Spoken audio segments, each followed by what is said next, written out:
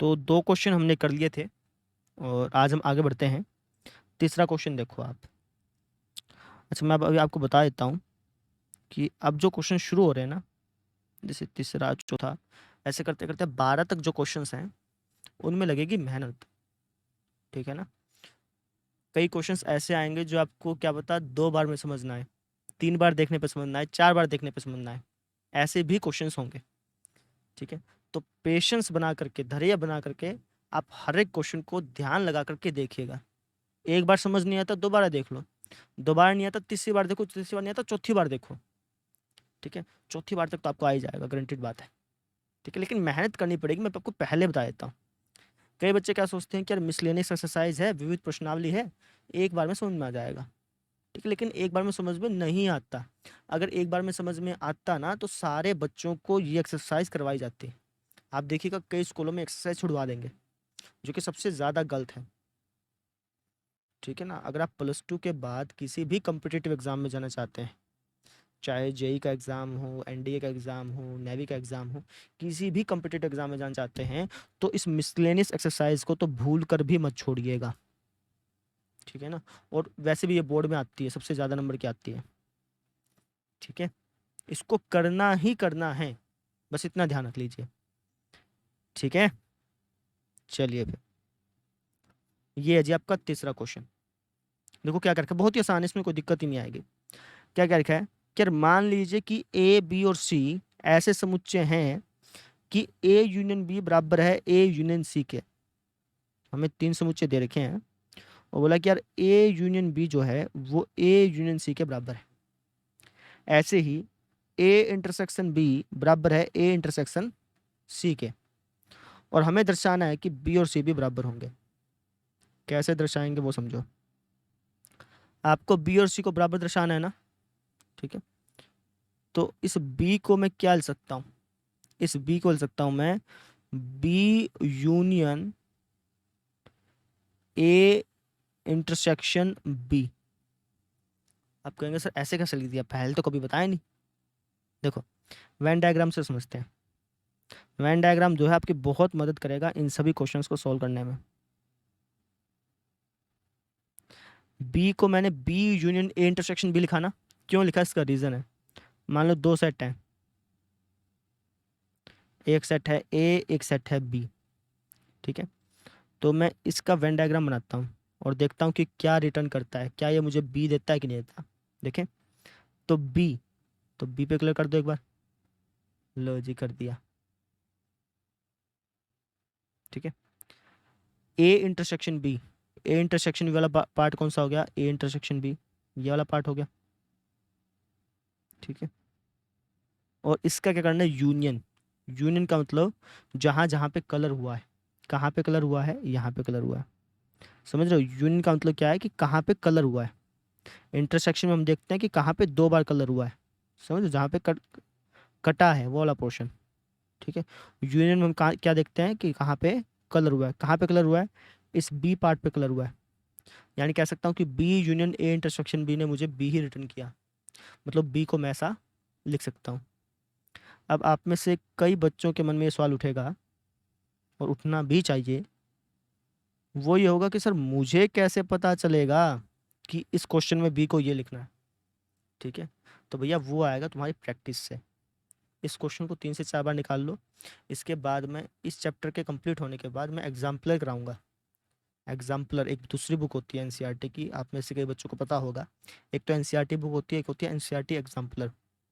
उस बुक में इस टाइप के बहुत सारे क्वेश्चंस हैं, तो वहाँ से आपकी प्रैक्टिस हो जाएगी। इस क्वेश्चन को अभी तो 3-4 बार निकाल के देख लेना बिना देखे, ठीक है? जब मैं एग्जाम्पलर कराऊंगा तो इस टाइप के बहुत सारे क्वेश्चन है, इससे अच्छे अच्छे लेवल के, तो वहाँ पे आपकी प्रैक्टिस हो जाएगी, फिर आपको ये क्वेश्चन कुछ भी नहीं लगेंगे। एग्जाम्पलर में जो क्वेश्चन है ना, वो आपके कंसेप्ट को बिल्कुल क्लियर कर देते हैं, बिल्कुल क्लियर। बहुत ही अच्छी बुक है, कराएंगे उसको ज़रूर, ठीक है? तो मैंने बी को ये लिख दिया। मैं क्या चाह रहा हूँ, मैं बी को सी के बराबर लिखना चाह रहा हूँ ना, तो मेरा मेन एम क्या है कि मैं इसको कैसे ना कैसे करके, किसको भैया, इसको इसको कैसे ना कैसे करके, ऐसे करते करते करते करते चेंज करना चाह रहा हूँ सी में। किस में चेंज करना चाह रहा हूँ, सी में। कैसे करें, देखो, ए इंटरसेक्शन बी को मैं ए इंटरसेक्शन सी लिख सकता हूँ, तो इसकी जगह लिख देता हूँ ए इंटरसेक्शन सी। ठीक है जी, ठीक है। अब आपने वितरण गुण के बारे में सुना होगा। जब मैं आपको यूनियन और इंटरसेक्शन करवा रहा था तो उस टाइम मैंने वितरण गुण के बारे में बताया था, वितरण गुण या फिर बंटन गुण कह लो। तो जैसे यहाँ पे B union A intersection C है ना, इसको मिल सकता हूँ बी यूनियन ए, ठीक है, और बी यूनियन सी का इंटरसेक्शन। समझो, जो हमने वितरण गुण पढ़ा था वो हमने पढ़ा था सर्वनिष्ठ में। किस में पढ़ा था? सर्वनिष्ठ में।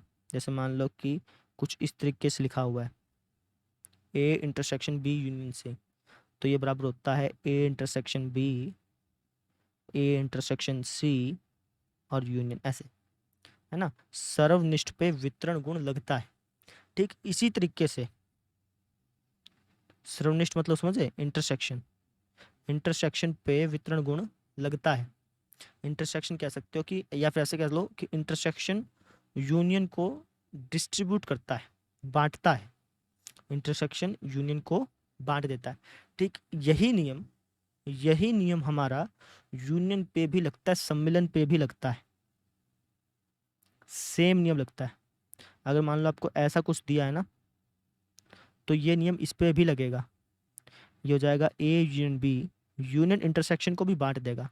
तो A union B, A union C, A union C sorry, और इसका क्या, इंटरसेक्शन। समझ में आई? जैसे हमने यहाँ पर इसको खोल करके ऐसा लिखा, वैसे ही मैं इसको भी खोल करके ऐसा लिख सकता हूँ। क्लियर होगी बात? तो इसलिए मैंने B union A intersection C को ऐसे लिख दिया। चाहे तो आप वेन डायग्राम से समझ लो। अगर आप इसका वेन डायग्राम बना के देखोगे ना, बना के दिखा दूँ एक बार, थोड़ा टाइम लगेगा लेकिन अच्छी तरह समझ में आ जाएगा। 3 सेट है ना, 1 सेट, 2 सेट, 3 सेट, ऐसे मान लो। ये है ए बी सी। तो बी को कलर कर दो पहले तो, ठीक है। फिर ए इंटरसेक्शन सी, ए और सी के कॉमन पार्ट, ए और सी का कॉमन पार्ट कौन सा है, ये वाला, इसको कलर कर दो। इनका यूनियन, यूनियन मतलब कहाँ कहाँ कलर हुआ है, ऐसे कुछ कलर हुआ है। ये दिया टाइप बन गया ना, दिया टाइप, दिवाली वाला दिया नहीं होता क्या, ठीक है, यहाँ पे कलर हुआ है। और जब मैं इसका वेन डायग्राम बनाऊंगा सेम इसी तरीके का बनेगा, चाहे बना के देख लो। ठीक है, जब भी तुम्हें लगे ना कि यार कुछ गलत तो नहीं कर दिया, वेन डायग्राम बना लिया करो फटाफट से।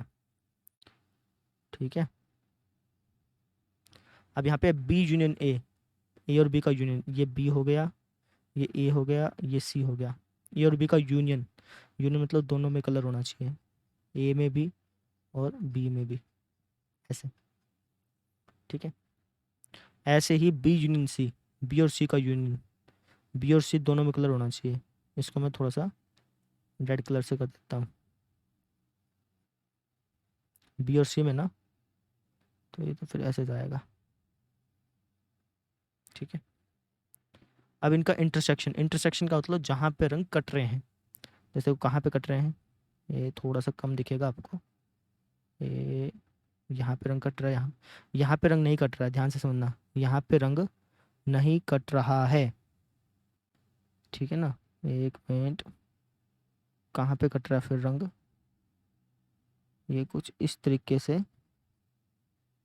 यहाँ पे कट रहा है। यहाँ पे तो सिंगल रंग आया ना, ये इस पोर्शन में, ध्यान से देखो, जैसे इस पोर्शन में यहाँ पे रंग कट रहा था, सेम यहाँ पे भी इस पोर्शन में रंग कट रहा है। ठीक है ना, तो इन दोनों का डायग्राम सेम आया। ठीक है, इसीलिए मैंने B union A intersection C को ऐसा लिख दिया। बात क्लियर होगी? ठीक है, क्या करा अभी तक, बी को मैंने यो ऐसे लिख दिया। क्यों लिखा? क्योंकि भैया मुझे यहाँ पर दिख गया था कि यार यार ए इंटरसेक्शन बी और ए इंटरसेक्शन सी कुछ ऐसा दे रखा है ना, तो बी को मुझे कुछ ऐसा लिखना पड़ेगा ताकि मैं इसको बाद में चेंज करता रहूँ और सी बना दूँ कैसे ना कैसे करके। फिर ए इंटरसेक्शन बी को इंटरसेक्शन सी लिख सकते थे। इसके बाद हमने वितरण नियम का यूज़ कर लिया। उसको लिखने की जरूरत नहीं है कि हमने वितरण नियम का यूज़ किया, कोई लिखने की जरूरत नहीं है। अब आगे देखो भाई, B union A intersection B union C. अब यहाँ पर अगर देखोगे B union A intersection B union C. अब इसको आगे कैसे सोल्व करें? बी यूनियन सी में तो कुछ है नहीं, कुछ होता नहीं है बी यूनियन सी। एक काम कर सकते हैं, बी यूनियन ए को मैं ए इंटरसेक्शन सी लिख सकता हूँ, ए यूनियन सी लिख सकता हूँ। बी यूनियन ए को लिख दिया मैंने ए यूनियन सी, इंटरसेक्शन है यहाँ पे बी यूनियन सी। अब ये जो है ये थोड़ा खुला हुआ है ना, इसको कंप्रेस कर देते हैं। जैसे देखो ये कंप्रेस था, छोटा था, इसको खोल करके बड़ा कर दिया था। ऐसे अब यहाँ पे ये बड़ा है, इसको खोल के मैं छोटा कर सकता हूँ। कैसे? A union C intersection B union C, इसको क्या लिख सकता हूँ? ए ए नहीं, इसको हम लिख सकते हैं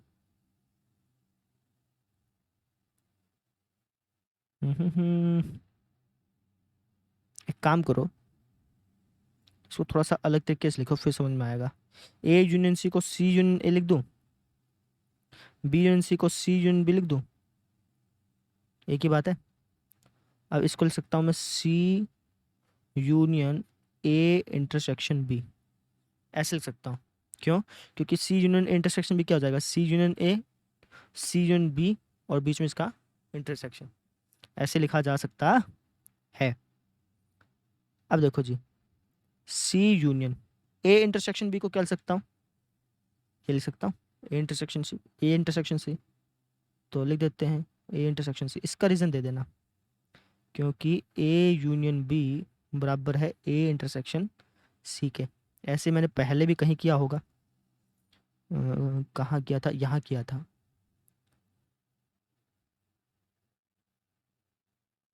ठीक है, अच्छा अब इसका और इसका अपने यूनियन करना है। क्या करना है उससे?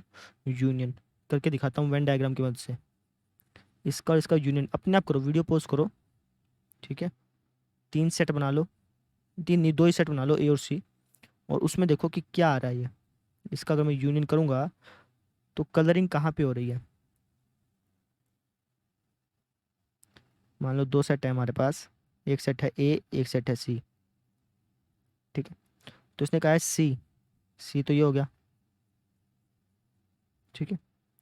ए इंटरसेक्शन सी, ए इंटरसेक्शन सी ये वाला पार्ट हो गया। अब इसका यूनियन, यूनियन मतलब कहाँ कलर हुआ? यहाँ पे कलर हुआ, यानी सी पे।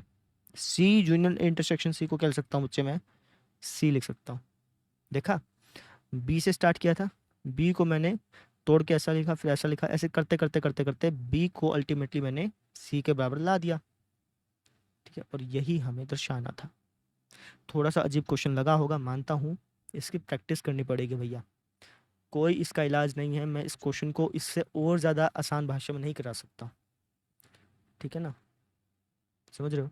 तो इसकी अब प्रैक्टिस कीजिए, बार बार इस क्वेश्चन को निकालिए, ठीक है। ये चीज़ थी, कर लेंगे, ठीक। अब आ जाओ जी चौथे क्वेश्चन पे। चौथा क्वेश्चन थोड़ा सा लेंथी है ना, ध्यान से आप समझना, मन लगा के समझोगे ना तो समझ में आ जाएगा। देखो मैं चाहता तो इस थर्ड क्वेश्चन को आसान तरीके से भी कराया जा सकता है, एक तरीका और है आसान तरीका, लेकिन वो तरीका गलत है ना। कई टीचर्स ने थर्ड और फोर्थ क्वेश्चन को आसान कराने के चक्कर में इसको कराया ही नहीं, कंप्लीट नहीं कराया। मतलब एग्जाम्पल देके, जैसे यहाँ पर उन्होंने ए बी सी कोई एग्जाम्पल ले लिए कि ए ये है, बी ये है, सी ये है, और फिर इसको ऐसे करके दिखा दिया, जो कि गलत है भैया, जो कि गलत है, गलत है, प्योर गलत है। जब भी मैथमेटिक्स में कोई चीज़ प्रूफ करनी है, कोई स्टेटमेंट ट्रू है, उसको प्रूफ करना है ना, तो उसको आप जनरल वे में प्रूफ करते हैं, एग्जाम्पल लेके प्रूफ नहीं करते, ना ही एग्जाम्पल लेके दर्शाते हैं। हाँ, कोई चीज़ गलत है, कोई स्टेटमेंट, कोई कथन गलत है, तो उसको आप एग्जाम्पल लेके दर्शा सकते हो, चलेगा। लेकिन कोई स्टेटमेंट ट्रू है ना, तो आपको उसको जनरल रूप में प्रूफ करना पड़ेगा। क्लियर होगी बात? चलिए फोर्थ क्वेश्चन पे आइए।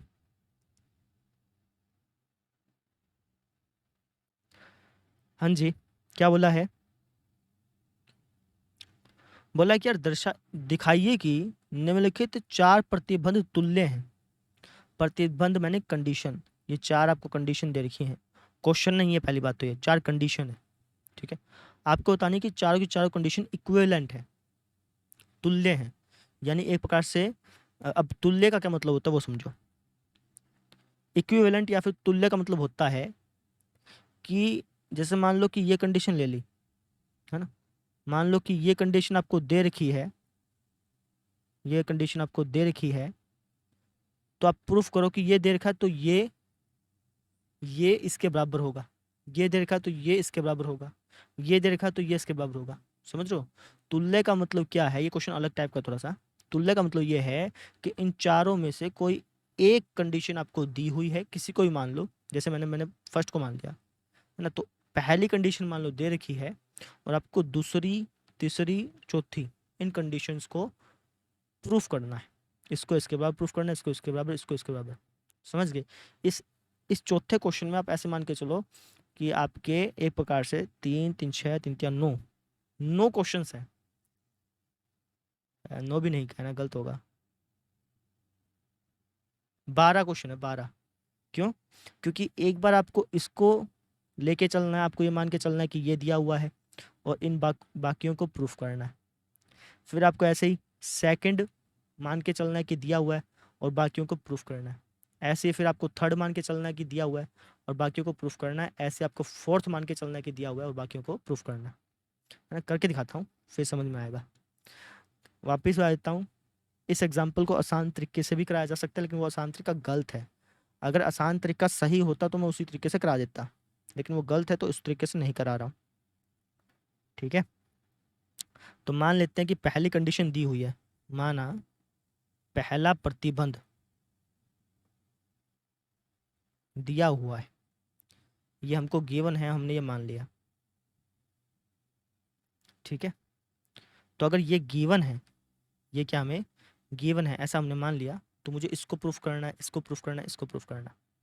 तो सबसे पहले मैं सेकंड को प्रूफ करता हूँ, सेकंड को प्रूफ करते हैं।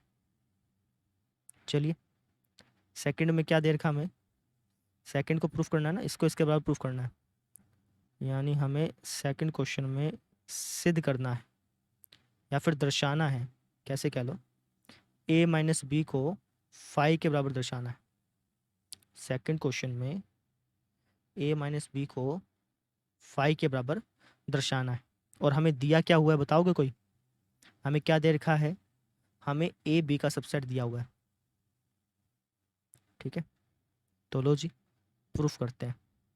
प्रूफ कह दो या फिर दर्शाना कह दो, आपकी मर्जी है। मैं दर्शाना लिख देता हूँ, क्योंकि क्वेश्चन में प्रूफ करने को नहीं, दर्शाने को बोला ना। एक ही चीज़ है वैसे, कोई ज़्यादा डिफरेंस नहीं है, लेकिन फिर भी ये हमें दर्शाना है, ये हमें दिया हुआ है, और अब हम करते हैं इसको हल, सॉल्व। ठीक है जी, मुझे ए बी का सबसेट दर्शाना है, नहीं, ए बी का सबसेट दिया हुआ है और ए माइनस बी बराबर दिखाना है फाइव के। अब किस तरीके से दिखाएंगे, अब थोड़ा सा ध्यान देना पड़ेगा इसमें। ए माइनस बी को फाइव के बराबर दर्शाना है ना, मैं इसका उल्टा मान के चलूंगा। जैसे 10वीं क्लास में क्वेश्चन होते थे कि रूट टू एक अपरिमेय संख्या है, तो उल्टा मान के चलते थे, सेम यहाँ पर लॉजिक यूज़ होगा। अब वही क्वेश्चन कि सर मुझे कैसे पता चलेगा कि ये लॉजिक यूज़ होगा, है ना, तो भैया प्रैक्टिस करनी पड़ेगी, इस क्वेश्चन को 3 4 बार निकालना पड़ेगा। जब मैं एग्जाम्पलर के प्रॉब्लम्स कराऊंगा तब आप अपने आप ही क्वेश्चंस को निकाल पाएंगे, उतनी मैच्योरिटी आ जाएगी आप में। ठीक है, सुनिए अब, तो हम उल्टा मान के चलेंगे। माना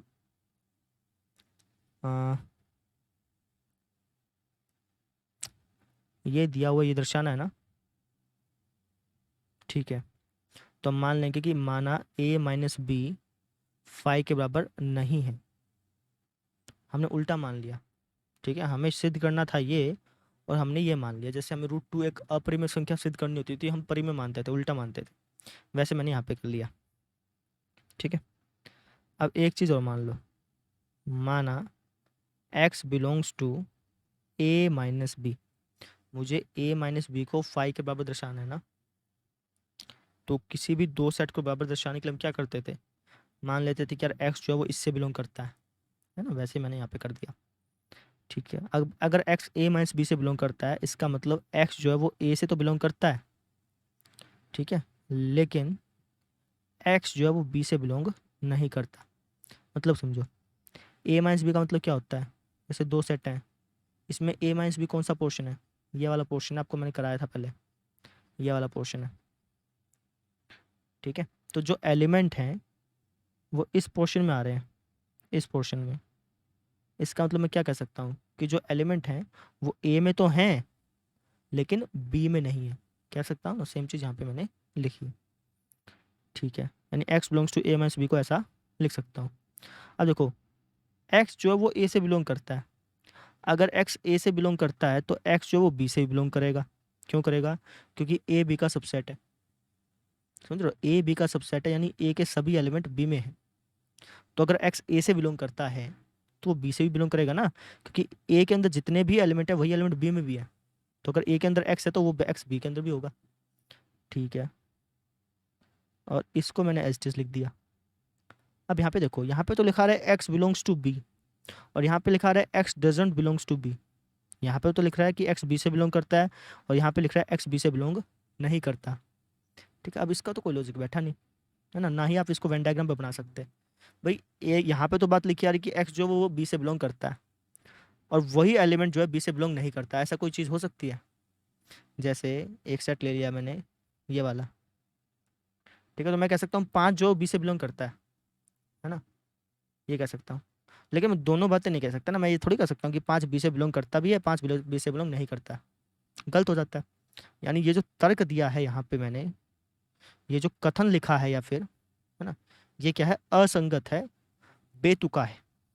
यह है तर्क या फिर यह कथन बेतुका है। बेतुका कह लो या असंगत कह लो। ठीक है, ये जो कथन है ये क्या है? असंगत है। अच्छा, यहाँ पे रीजन लिखना पड़ेगा आपको। एक्स बिलोंग्स टू ए था, एक्स बिलोंग्स टू बी कैसे लिख दिया आपने? क्योंकि ए बी का सबसेट दिया हुआ है, इसलिए ऐसा कर दिया। ठीक है, अच्छा, यह कथन क्या भैया अपना? असंगत है। क्या है? असंगत। और यह असंगत क्यों हुआ? क्योंकि हमने गलत कल्पना की थी। हमने ए माइनस बी को फाई के बराबर नहीं माना था।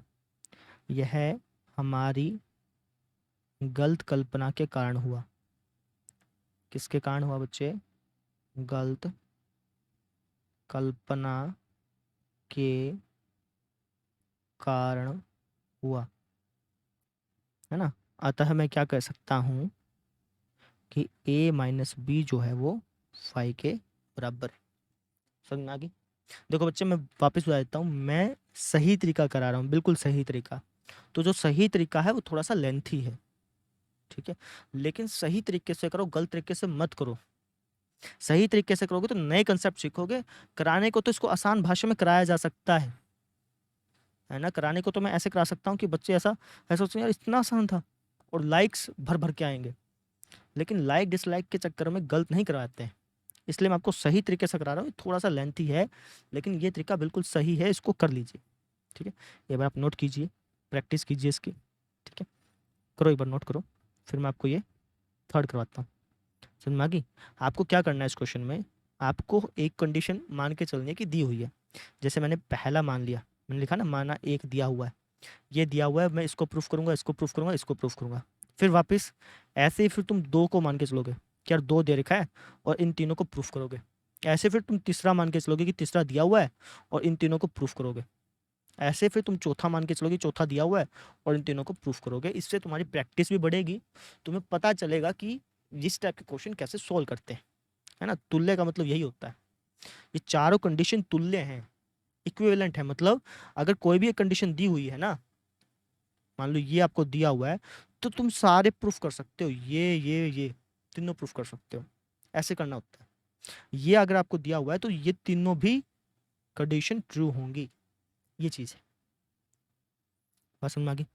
नोट कर लो। उसके बाद फिर अपन थर्ड करते हैं।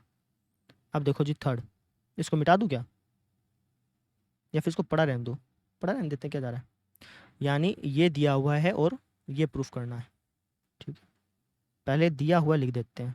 इसमें भी ऐसा ही करता हूँ, दिया है को ऊपर लिख देता हूँ, क्योंकि क्लास 10th में हमें आदत थी ना, जो दिया है उसको हम ऊपर लिखते थे, तो वैसे ही आदत यहीं पर बना के रखते हैं, क्यों चेंज करें। ठीक है, आ जाओ जी थर्ड पे। दिया है हमें क्या दिया हुआ है, हमें ये दिया हुआ है और ये प्रूफ करना है ना। हमें ए इंटरसेक्शन बी दिया हुआ है और हमें क्या दर्शाना है, हमें दर्शाना है कि ए यूनियन बी बराबर होगा बी के। ए यूनियन बी बराबर होगा बी के। चलो खुद करो एक बार, इसको सोल्व करने की कोशिश करो, कैसे मैं ए यूनियन बी को बी के बराबर दर्शाऊं। अब ए यूनियन बी को बी के बराबर दर्शाना है ना, तो मैं मान लेता हूँ, माना एक्स जो है वो बिलोंग करता है ए यूनियन बी को, ठीक है। अच्छा, अब एक्स ए यूनियन बी को बिलोंग करता है, इसका क्या मतलब होता है कि एक्स बिलोंग करता है ए को या एक्स बिलोंग करता है बी को। यूनियन का मतलब या हो गया, ठीक है। इसको कैसे न कैसे करके बी तक पहुंचाना है ना, तो एक्स बिलोंग करता है ए को, या फिर मैं ए की जगह बी लिख सकता हूँ, समझे क्यों, जैसे पिछली बार किया था ऐसे था, ऐसा लिख दिया था, सेम यहाँ पे कर रहा हूँ। एक्स बिलोंग कर रहा है ए को, तो इसका मतलब एक्स बी को भी बिलोंग करेगा, क्यों, क्योंकि ए बी का सबसेट दिया हुआ है, इसलिए मैंने ऐसा लिख दिया और इसको एज इट इज़ का एज इट इज़ लिखा। रीज़न लिख देना, क्योंकि ए जो है बी का सबसेट है, जो एलिमेंट ए में है वो बी में भी होगा, तो अगर एक्स ए में है तो एक्स बी में भी होगा। और ये जरूरी नहीं है कि जो एलिमेंट बी में है ए में होगा, ऐसा कोई जरूरी नहीं है, ध्यान देना इस चीज़ का, ठीक है। अच्छा, अब यहाँ पर दोनों तरफ बी आ गए, मैंने इसको लिख सकता हूँ एक्स बिलोंग्स टू बी, बस समझ में आ गई, ठीक है। अच्छा, एक यहाँ पे छोटी सी बच्चे गलती कर देते हैं। देखो बच्चे, पहले बता देता हूँ, जैसे यहाँ पे यूनियन की बजाय इंटरसेक्शन होता है ना, मान लो यहाँ पे इंटरसेक्शन होता, तो मैं डायरेक्टली लिख सकता था कि एक्स बी से बिलोंग करता है, क्योंकि इंटरसेक्शन का मतलब क्या होता है कि वो पार्ट यहाँ पे आ रहा है ना। अब यहाँ पे जो भी एलिमेंट आएंगे वो ए से बिलोंग करते होंगे, बी से बिलोंग करते होंगे, तो इंटरसेक्शन लिखा है तो मैं डायरेक्टली लिख सकता हूँ। लेकिन अगर यूनियन लिखा है ना, तो मैं डायरेक्टली नहीं लिख सकता, कुछ एक स्टेप लगाने पड़ेंगे, क्योंकि अगर यूनियन लिखा है तो वो एलिमेंट कहीं पे भी हो सकता है, यहाँ पे हो सकता है, यहाँ पे हो सकता है, यहाँ पे हो सकता है, ठीक है ना। तो कुछ एक स्टेप लगाने पड़ते हैं उसमें। यूनियन में आप डायरेक्टली नहीं लिख सकते हो, इंटरसेक्शन में आप डायरेक्टली लिख सकते हो। इस चीज़ का थोड़ा सा ध्यान रखिएगा, आगे क्वेश्चन आएंगे अच्छे अच्छे लेवल के, उसमें मदद करेगा आपकी ये, ठीक है। देखो अब हम यहाँ पे थे, यहाँ पहुँच गए, इसका मतलब ए यूनियन बी सबसेट है बी का, है ना। एक्स इसके अंदर जितने भी एलिमेंट हैं वो सारे के सारे इसके अंदर भी हैं, इसका मतलब ये इसका सबसेट है।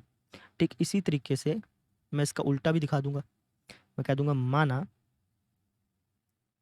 है ना, जैसे आप यहाँ से यहाँ तक पहुँचे ना, यहाँ से यहाँ तक पहुँचेंगे, माना कोई एलिमेंट है वाई जो बिलोंग करता है बी से। अगर वाई बी से बिलोंग करता है तो वाई जो है वो ए यूनियन बी से ही बिलोंग करेगा, सॉरी ऐसे, या फिर हाँ ऐसा कहना सही है, कोई दिक्कत नहीं है, ठीक है ना। अगर वाई बी से बिलोंग करता है तो वाई जो है वो ए यूनियन बी से भी बिलोंग करेगा, हाँ ठीक है जी, कोई दिक्कत नहीं है, ठीक है। तो वाई जो है वो बिलोंग करेगा ए यूनियन बी से, इसका मतलब वाई ए से बिलोंग करेगा, या वाई, नहीं ये तो हो ही गया, डायरेक्टली हो गया, करने की जरूरत ही नहीं है, इसको आगे करने की क्या जरूरत है भैया। देखो ये तो डायरेक्टली ही नहीं हो गया क्या, यहाँ से चले थे यहाँ पहुँच गए, तो इसका मतलब क्या हो गया कि बी जो है वो सबसेट है ए यूनियन बी का। तो ए यूनियन बी बी का सबसेट है, बी ए यूनियन बी का सबसेट है, तो जब ये एक दूसरे के सबसेट हो जाते हैं तो बराबर हो जाते हैं, तो कह दो कि इसका मतलब क्या हो गया कि ए यूनियन बी बराबर है बी के, समझे। ये एक क्वेश्चन ऐसा क्वेश्चन है, ये जो क्वेश्चन है ना फोर्थ, ये ऐसा क्वेश्चन है जो आपको आगे आने वाले जितने भी क्वेश्चन हैं 5 से लेकर के 12 तक, ये सारे क्वेश्चंस को सोल्व कराने में मदद करेगा ये क्वेश्चन। अगर ये क्वेश्चन अच्छी तरह से तुमने कर लिया, क्योंकि एक क्वेश्चन में 12 पार्ट हो गए ना, एक क्वेश्चन में 12 तुम्हें तरीके से सोल्व करना है, समझो कितना इंटरेस्टिंग क्वेश्चन है, ठीक है। अच्छा जी, ये हो गया। अब हमें फोर्थ करना है बच्चे, फोर्थ करना है। फोर्थ क्या आपका, ए इंटरसेक्शन बी बराबर दिखाना है एक है, ए इंटरसेक्शन बी बराबर दिखाना है एक है। दिया क्या है, दिया आपको पहली कंडीशन दे रखी है ना, यानी ए बी का सबसेट है। और दर्शाना क्या है आपको, हाँ भैया, दर्शाना क्या है, हमें दर्शाना है कि ए इंटरसेक्शन बी बराबर है ए के। क्या दर्शाना है, ए इंटरसेक्शन बी बराबर है ए के। दर्शाएं, चलिए कैसे करोगे, पहले खुद ब खुद करो, ठीक है ना। बहुत सिंपल है, आपको इसको इसके बराबर दिखाना है ना। तो मान लो एक्स बिलोंग करता है ए इंटरसेक्शन बी से, तो एक्स जो वो बिलोंग करेगा ए से भी और बी से भी, ठीक है ना। तो वैसे करूँगा जैसे मैंने पहले किया था। हाँ, इसको और भी आसान तरीके से कर सकते हैं, या फिर हम ऐसे भी कर सकते हैं। मुझे यहाँ पे ए लेके आना ना, कैसे कैसे करके। अगर एक्स बी से बिलोंग कर रहा है तो ए से बिलोंग ज़रूरी नहीं है, क्योंकि ए बी का सबसेट है ना। ए के सारे एलिमेंट बी में है, बी के सारे एलिमेंट ए में नहीं है, समझ लो। जैसे मान लो ए एक सेट है 1 2, बी एक सेट है 1 2 3। तो यहाँ पे देखो ए बी का सबसेट कहलाएगा, क्योंकि ए के सारे एलिमेंट बी में है, लेकिन बी के सारे एलिमेंट, बी के सारे एक्स जो है वो ए में नहीं है, समझे। 3 कहाँ है भैया ए में। तो कई बच्चे क्या करते हैं, यहाँ पे एक्स बिलोंग्स टू बी दिख के एक्स बिलोंग्स टू ए ले देते हैं, जो कि गलत हो जाता है, ठीक है। लॉजिकली सोचा करो। अब कैसे करें, ए इंटरसेक्शन बी से लेकर ए तक जाना है ना मुझे।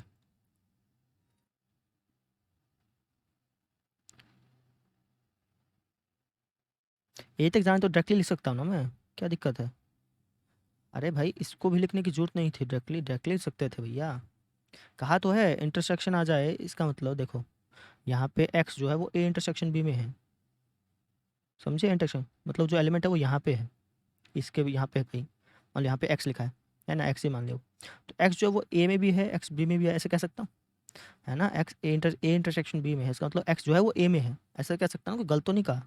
तो इसको मैं डायरेक्टली लिख सकता हूँ, इसमें लिखने की जरूरत ही नहीं थी, ये डायरेक्टली लिखा जा सकता था, ठीक है। इसी तरीके से यहीं पे लिख दूँ साइड में, इसका उल्टा कर लेते हैं। माना एक्स बिलोंग करता है ए से, तो अगर एक्स ए से बिलोंग करता है, चूंकि ए बी का सबसेट है, तो एक्स जो है वो बी से भी बिलोंग करेगा। क्यों बिलोंग करेगा भैया, क्योंकि ए जो है वो बी का सबसेट है, मतलब ए के सारे एलिमेंट बी में है। तो अगर एक्स ए में बिलोंग करता है तो एक्स बी में बिलोंग करेगा। अब एक्स ए और बी दोनों में बिलोंग कर रहा है, एक्स ए में बिलोंग कर रहा है, एक्स बी में बिलोंग कर रहा है। एक्स जो है वो ए में बिलोंग कर रहा है, एक्स जो बी में बिलोंग कर रहा है। ऐसा एलिमेंट जो ए में भी है बी में भी है, इसका मतलब एक्स जो है वो ए इंटरसेक्शन बी में बिलोंग कर रहा है, नहीं समझे। कोई एलिमेंट ऐसा है जो इस ए में भी है और इस बी में भी है, इसका मतलब वो यहाँ पे पाएगा, समझ रहे हो। इसलिए मैंने ऐसा लिख दिया। अब हम चले कहाँ से थे, यहाँ से चले थे, यहाँ पहुँच गए। इसका मतलब क्या हो गया, ए से चले थे यहाँ तक पहुँच गए ना। यहाँ पर अगर तुम देखोगे तो इसका मतलब क्या हो गया कि ए इंटरसेक्शन बी जो है सबसेट है ए का। यहाँ पे देखोगे तो ए जो है वो सबसेट है ए इंटरसेक्शन बी का, समझे। अब यहाँ से फर्स्ट और सेकंड मान लो, इसको इसको फर्स्ट मान लो, इसको सेकंड मान लो, या फिर डायरेक्टली भी कर सकते हो।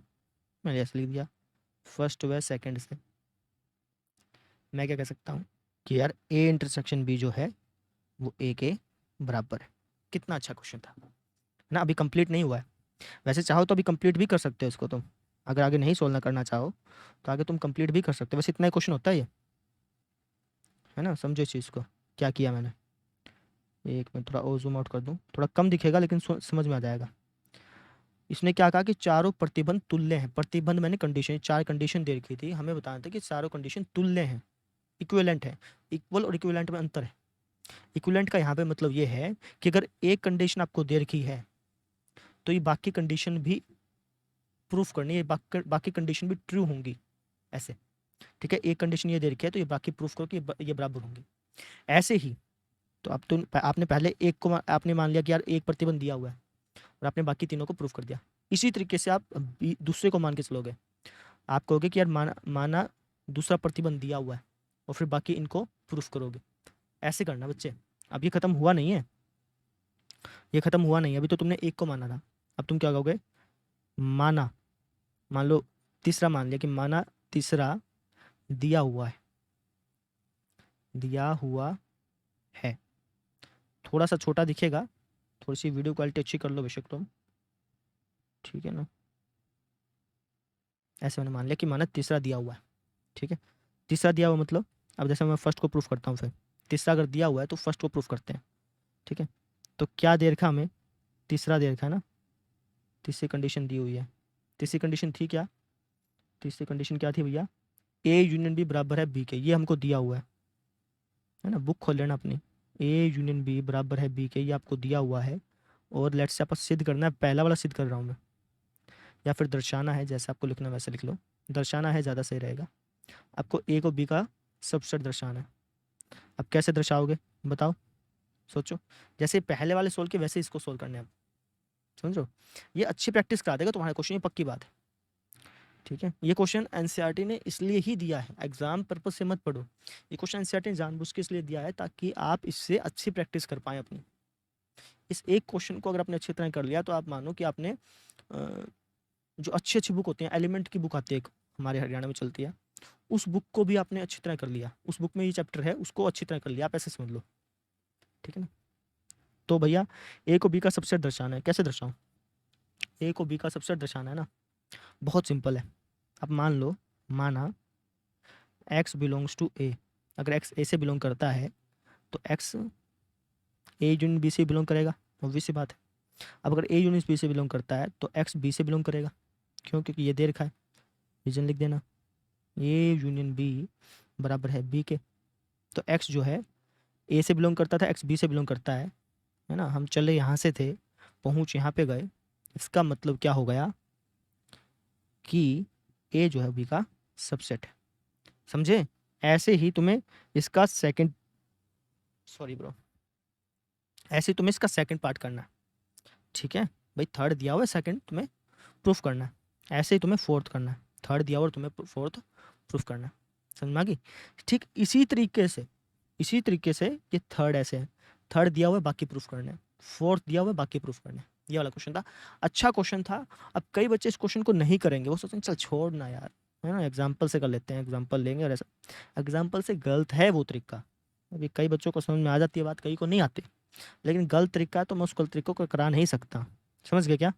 अच्छा, इसमें इसको काट रहा हूँ क्योंकि आप इतना करके, जैसे आपने फर्स्ट को मान के चला था ना कि फर्स्ट दिया हुआ है, फर्स्ट दिया हुआ है और बाकी आप प्रूफ कर रहे थे। इतना करने के बाद, इतना करने के बाद आप लिख सकते हो इसी प्रकार हम बाकी के, बाकी के प्रतिबंधों को, प्रतिबंधों को अ, सिद्ध कर सकते हैं या फिर बाकी के प्रतिबंधों को तुल्य दर्शा सकते हैं, है ना। प्रूफ कर सकते हैं, सिद्ध कर सकते हैं लिखना ज़्यादा सही रहेगा, सिद्ध कर सकते हैं। लेकिन करके दिखाना होता है बेटा जी, करके दिखा दोगे ना तो बढ़िया रहेगा, तुम्हारी प्रैक्टिस हो जाएगी और कुछ नहीं है, ठीक है। प्रतिबंधों को सिद्ध कर सकते हैं, तो सिद्ध कर सकते हैं इसका मतलब क्या हो गया, अतः ये क्या है, तुल्य है।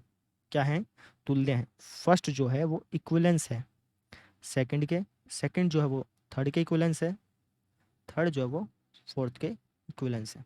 ऐसा होगा, मतलब कोई भी एक कंडीशन अगर दी होगी तो बाकी कंडीशंस को तुम प्रूव कर सकते हो।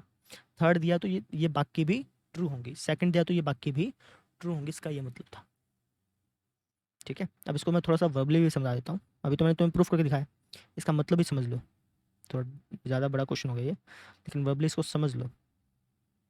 क्या मतलब था इसका, कि अगर ए बी का इंटरसेक्शन, ए बी का सबसेट है ना, तो भैया ए माइनस बी हमेशा फाई होता ही होता है, गारंटेड बात है।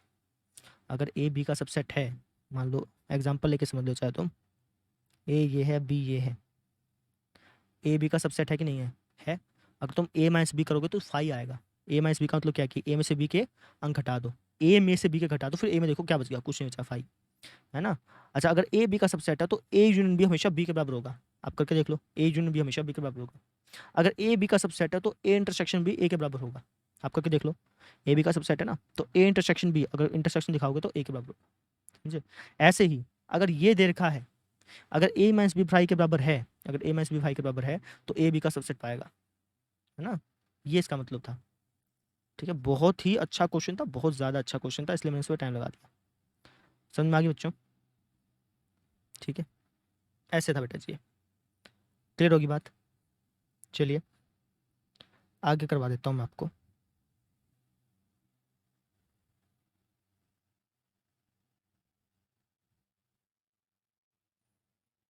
हाँ जी, अगले क्वेश्चन पे आ जाओ।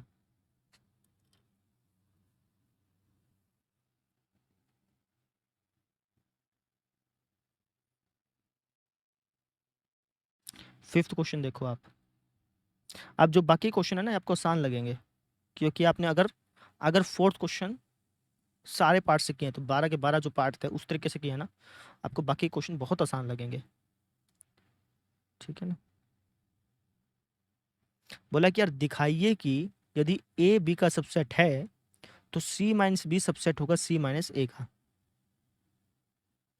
देखो आपको दर्शाना है, ये लिख लो, दर्शाना है,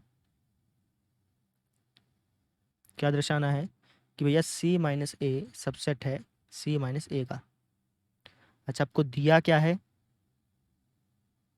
हमें दिया हुआ है क्या, हमें ए जो है बी का सबसेट दिया हुआ, मतलब ए के अंदर जितने भी एलिमेंट है सारे के सारे बी के अंदर हैं।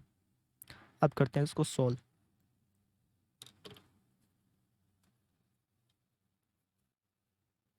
अगर मैं ग्लव्स नहीं पहन रहा हूँ मेरे, अगर मेरे ग्लव्स हो ना यहाँ पे तो मैं पहन लो उसको यार। चलो कोई नहीं, नहीं है तो चलिए। तो मुझे सी माइनस बी को सबसेट दर्शाना है सी माइनस ए का ना, कैसे दर्शाऊं, मुझे इसको इसका सबसेट दर्शाना, इसका एलिमेंट मान के एक्स बिलोंग करता है इससे, इसमें दर्शा दूंगा सबसेट हो जाएंगे। माना एक्स बिलोंग करता है सी माइनस बी से। ठीक है, अब अगर एक्स सी माइनस बी से बिलोंग करता है इसका मतलब क्या होता है कि एक्स सी से बिलोंग करता है और एक्स जो है वो बिलोंग नहीं करता बी से, यही मतलब होता है। ठीक है, बताया मैंने अभी आपको पिछले क्वेश्चन में। हम्म, ठीक है, अब इसका मतलब क्या हो गया कि एक्स सी से बिलोंग करता है, और अब ध्यान से समझो, अगर एक्स बी से बिलोंग नहीं करता, कोई एलिमेंट अगर बी में नहीं है तो गारंटेड बात है वो ए में भी नहीं होगा। नहीं समझे? देखो अगर कोई एलिमेंट बी में नहीं है तो वो ए में होगा ही नहीं, पक्की बात है। कैसे? यहाँ पे ए बी का सबसेट है, अब जैसे यहाँ पे बी में ये बी मान लो, ये ए मान लो, अब जैसे इस बी में 5 नहीं है तो 5 जो वो ए में भी नहीं होगा, पक्की बात है। इस बी में 6 नहीं है तो 6 ए में भी नहीं होगा, है ना, तो वही चीज़ मैंने लिखी। रीज़न लिख देना क्यों, क्योंकि ए जो है वो बी का सबसेट आपको दिया हुआ है इसलिए। ठीक है, अब अगर मैं इसको देखूँ तो मैंने क्या लिखा कि एक्स सी से बिलोंग करता है लेकिन एक्स ए से बिलोंग नहीं करता, इसको मैं अगर कंप्रेस करके लिखना चाहूँ तो लिख सकता हूँ X belong to C minus A. X C से बिलोंग करता है, ए से बिलोंग नहीं करता। हम चले कहाँ से थे, यहाँ से पहुँच कहाँ गए, यहाँ पे। इसका मतलब क्या हो गया, इसका मतलब भैया जी इतना हो गया कि सी माइनस बी जो है वो सबसेट हो गया सी माइनस ए का, क्योंकि सी माइनस बी के अंदर जितने भी एलिमेंट थे वो सी माइनस ए के अंदर भी हैं। ये चीज़ थी, आसान था। ये आसान क्यों लग रहा है, क्योंकि पिछला क्वेश्चन तुमने देखा है, और ये मुश्किल क्यों लग रहा है, क्योंकि तुमने पिछला क्वेश्चन अच्छी तरह से नहीं करा है। ये चीज़ है बेटा। ठीक है, चलो